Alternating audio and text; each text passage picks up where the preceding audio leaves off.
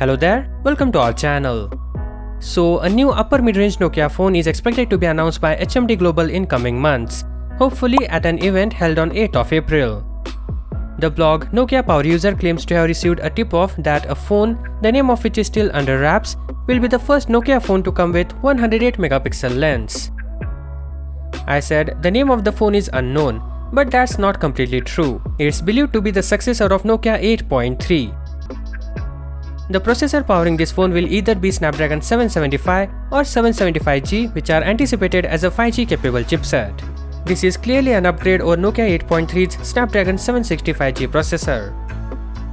For cameras, in addition to the ultra high-res 108 megapixel sensor, there are 4 more sensors, making it a penta-lens setup. The camera module is likely to include an ultra-wide lens, a zoom lens, a macro lens, and a depth shooter.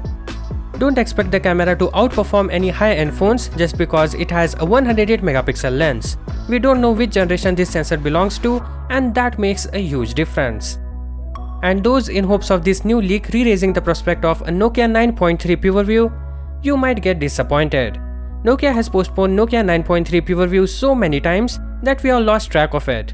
If you do a simple YouTube search, you will find lots of videos regarding this phone, but lately there hasn't been any new details.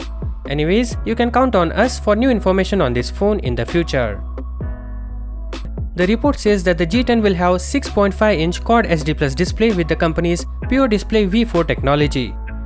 It is also expected to support 120Hz refresh rate.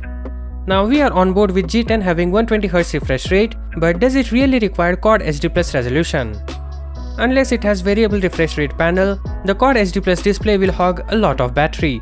And by the way, the battery capacity is likely to be 5000 mAh. So that is all for this video, and if you are a fan of Nokia, then definitely subscribe for more such videos. Anyways, catch you in the next one. Peace out.